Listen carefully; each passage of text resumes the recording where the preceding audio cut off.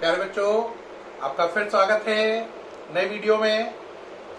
कल अभी जो टॉपिक हुआ था उसमें हमने अभी क्या क्या पढ़ा। एक तो पढ़ा अपन ने डॉबरिना-ट्राइड और एक पढ़ा Newland law of Octave.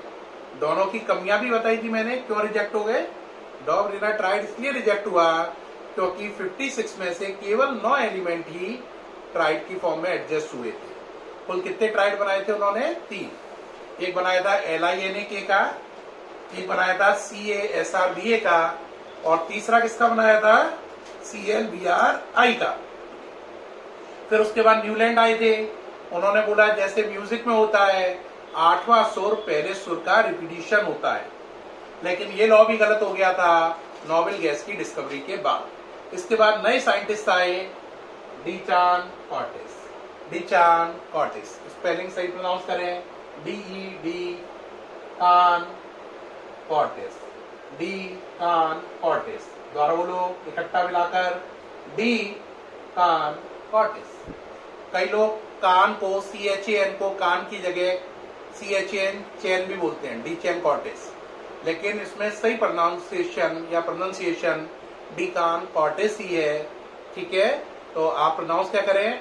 D कान कॉर्टिस। इन्होंने पहली बार सिलेंड्रिकल टेबल का कॉन्सेप्ट दिया। किसका कॉन्सेप्ट दिया? Cylindrical table.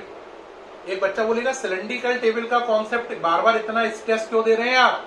बेटे ये कंपटीशन में क्वेश्चन पूछा जाता है, who propose the concept of cylindrical table? तो आपका आंसर क्या होगा? डी कान कॉर्टिस। ओके रहा। इसमें इन्होंने क्या कहा? इसमें इन्होंने कहा अगर एलिमेंट को उनके एटॉमिक मास के इंक्रीजिंग ऑर्डर में लगाएं तो एक सिलेंड्रिकल टेबल बनेगी। एक समझने के लिए बात समझो, जैसे ऐसा हो गया।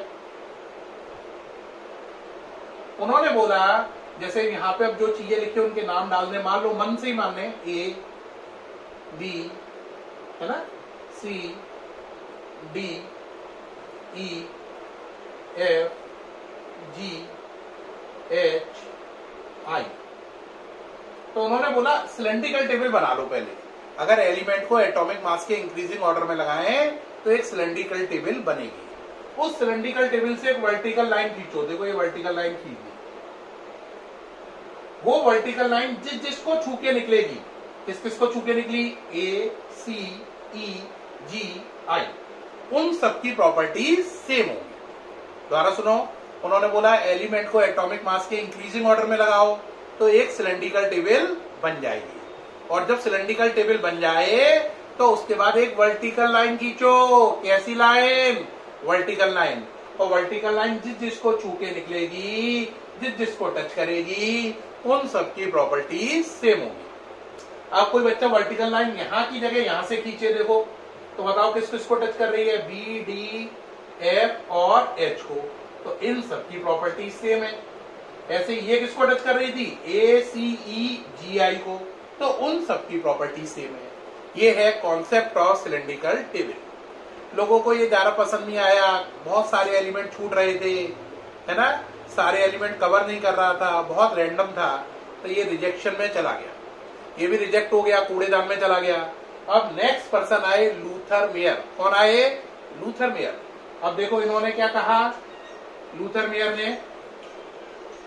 नेक्स्ट कौन है बोलो? Luther mayor. ये कौन से नंबर पे आया? 4 पे। ओके, 4 पे कैसे?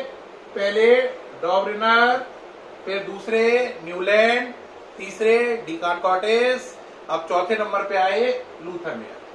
इन्होंने बोला कि अगर हम एलिमेंट को एटॉमिक मास के इंक्रीजिंग ऑर्डर में एडजस्ट कर ले पहले, फिर एटॉमिक मास और एटॉमिक वॉल्यूम में कर्व खींचे। किसमें? एटॉमिक मास और एटॉमिक वॉल्यूम में कर्व खींचे। तो कर्व खींचोगे तो कुछ इस टाइप का आएगा। ठीक, मान लो यहां पे ये पॉइंट है, ये है इसका नाम A, इसका B, इसका C, इसका D, इसका E, इसका F, इसका G, इसका H। तो उन्होंने बोला कि अगर हम एटॉमिक मास और एटॉमिक वॉल्यूम के बीच में कर्व खींच लें तो इस कर्व में जिन एलिमेंट की पोजीशन समान है, दोबारा रिपीट करो, अगर हम एटॉमिक मास और एटॉमिक वॉल्यूम के बीच में ग्राफ बनाएं तो जिन एलिमेंट की पोजीशन समान है उस ग्राफ में उनकी प्रॉपर्टीज भी सेम होंगी। आप कहोगे क्या मतलब? देखो इसमें पोजीशन किसकी सेम है? देखो ये पीक पॉइंट है, पीक का मतलब समझ रहे हो, पहाड़ की चोटी। चोटी पे कौन कौन है? बी और डी और एफ और एच। तो इसका मतलब बी डी एफ एच इनकी प्रॉपर्टीज सेम होंगी। किसकी? बी डी एफ एच की। अब बताओ अगला किसकी सेम होंगी? लगाओ, कल लगा पा रहे हो? हाँ बोलो बोलो, किसकी सेम होंगी? ए, हाँ शाबाश, और सी, ए के बाद सी, ए के बाद सी, बिल्कुल सही। आगे चलो, वेरी गुड। ई और फिर जी, इनकी प्रॉपर्टी सेम होंगी। ए सी ई जी, क्योंकि इनकी पोजीशन सेम है, और इनकी प्रॉपर्टी सेम है। बी डी एफ एच, क्योंकि इनकी पोजीशन सेम है।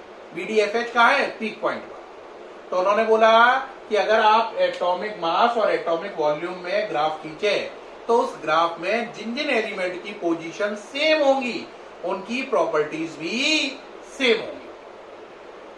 जब ये बात कही लूथर मेयर ने तो ये बात बड़ी अटेंशन में आई। लोगों ने कहा, अगले दिन पब्लिश हुई। इस बात को पढ़ा ध्यान से मेंडलीफ ने। किसने? मेंडलीफ ने। कहोगे सर मेंडलीफ तो हमारा सुना हुआ है। हाँ बिल्कुल सही सुना हुआ है, उसी मेंडलीफ की बात कर रहा हूं जो 9th में मैम ने पढ़ाया या सर ने पढ़ाया आपको। तो मेंडलीफ ने जब इसको देखा तो उनके दिमाग में क्या आया होगा? एकदम सरप्राइज। उनके दिमाग में क्या आया होगा? उन्होंने पढ़ा इसे, उनके दिमाग में क्या आया होगा? आपके दिमाग में क्या आता है ना?